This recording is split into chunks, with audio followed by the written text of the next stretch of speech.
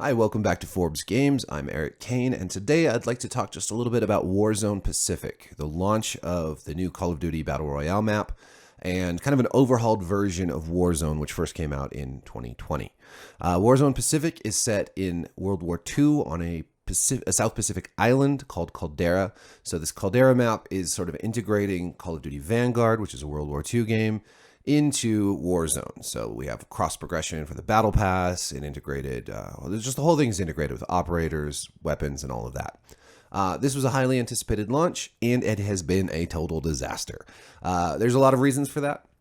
For one thing, it's super buggy and glitchy. You'll have players dropping down and just going right through the map, getting stuck between a tree and a wall, all kinds of different bugs and glitches with guns, fine-tuning of guns. There's a lot of problems with just basic accuracy and recoil and things like that. I think also one of the biggest problems people are seeing is on consoles in particular is the graphical fidelity seems to have gone down. So there's a lot of texture issues, textures just not loading in, low quality textures, like pop in for trees and other things. It just looks bad. One of the problems I have with it is the level of saturation. It just feels very washed out. Here you are on this jungle island, this tropical island, and everything looks too bright, too unfocused. The contrast is just not high enough, and the saturation is not high enough. So you have this sort of it looks like if you took a photo and then just turned up all the settings so that it just looked really bright, and it's not very inviting. It's not very warm, and it should be like you should have dark, lush greens in the palm trees. There's a lot of colorful sort of, reds and blues in the buildings. Those should all really feel real and deep. And instead, it all just feels like you're staring into the sun too much. So that's a personal bias, but I really think that everyone would enjoy the map more if it just looked nicer. And aside from bugs and glitches, and this is just some tuning that they could do. And I really hope that they do. Another problem is that the next-gen version of this game on Xbox Series X and PS5 isn't next-gen. So it's just the PS4 and Xbox One version. So for people on next-gen consoles who have Call of Duty Vanguard, they're witnessing a complete downgrade in visual quality from Vanguard to Warzone. And that's weird because they're supposed to be integrated. They're supposed to be kind of the same experience. But you go from Vanguard, which looks quite good, to Warzone Pacific, which does not. Glitches and textures and stuff aside, those kind of things they can fix. They need to come out with a next-gen version of Warzone. This has been talked about. This is something that is on the table, but players don't have any idea when it's actually going to happen. Beyond this, there's been problems with game crashes, hard crashes where you have to completely restart your console or computer. I had a weird bug where I couldn't hear anybody, but everyone could hear me. This hasn't happened in any other game. Usually everyone has voice chat issues, especially if you're not using Discord. But this one was particularly weird, and I think I fixed it, but I'm not quite sure yet. One complaint a lot of console players have is that there's no FOV slider. That's a field of view slider. This is where you can take the image you see and you turn up the slider, and then you can see more of it. It sort of opens up what you can see. Similar to like if you're taking a picture with a camera, you can change that field of view. This is an advantage. People like to fine tune it. It's not to say that the widest field of view is the best, but if you feel a little boxed in here, you might want to come out to here and have a more field of view, right? You can see more around you. It also changes the feel of movement. It doesn't make you faster, but it does make you feel like you're moving a little more fluidly. So you can do this on PC, but not on console.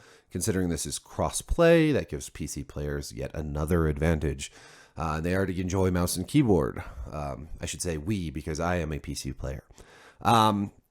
Finally, and this one's an easy fix, but it's annoying right now. XP and progression are totally foobar. You can play lots and lots and lots and barely move the progression on your battle pass at all. So good luck going from tier 1 to tier 5. It's going to take forever at the current rate. We saw a similar problem with Halo Infinite when that game launched. It's free-to-play multiplayer, where just progression took forever, and they've tinkered with that and improved it over time. We're going to see the same thing. I have no doubt people are going to be way too angry about not being able to progress their battle pass for Raven not to do anything. I think we're going to see fixes for a lot of these. This is the problem. I wish we'd seen those fixes before the Warzone Pacific launch. It's the same thing with Battlefield 2042. I made a very similar video for that, although I'm much more of a Call of Duty fan, so I'm more optimistic in general, but I'm also more disappointed in general because there's no reason to have such a buggy, messy launch. Really, this map didn't have to come out in Season 1. This could have been, Season 2 or 3. Verdansk 84, the overhauled original map, that didn't come out with Season 1 of Call of Duty Black Ops Cold War either. That was like Season 3 or 4. They could have come out with this map when it was ready. They took it out of the oven too soon, and we got a half-baked product. We're all guinea pigs in this half-baked product. We are all testers, essentially. We know that Activision just laid off some of its quality control people. Maybe that's a bad idea. Maybe they should be hiring quality control people so that we can get a better product at launch, not after a series of patches and updates. I do have faith that Raven is going to add a field of view slider for consoles, that eventually we're going to get a next-gen version of the game, that all these texture issues and bugs and glitches are going to be ironed out. I have hope that they're going to make the map look better by giving it more saturation and contrast. But it's not right now. We have to deal with the game as it is right now, and that is a bummer. As for the map itself, I think it's great. I think it's a big step up from Verdansk. There's a lot more verticality. There's more variety. There's water that you can wade through. It's just prettier in general, and there's more cover. It's a more tactically interesting map. There are fewer big wide open spaces to get sniped at. I am enjoying the map itself. I'm enjoying the Vanguard Royale and its changes to the formula. I know Battle Royale is coming back, so don't worry. Some people don't like this version, but I like the fact that the rings come in faster. I like that you don't get a loadout drop right away. There's a lot to like, okay? But there's a lot of problems, and I just wish that we would stop having to say the same thing over and over again with game launches, especially online game launches. This game is not ready. It's obviously not. Why did it have to come out right now? Why couldn't it come out in February? We'd all be fine just playing Verdansk for 3 more months and getting a more close to finished product in the end. So let me know what you think of Warzone Pacific. If you've had similar problems, if you have any ideas on how to fix them, hit me up on Twitter and Facebook, and thank you for watching. Peace.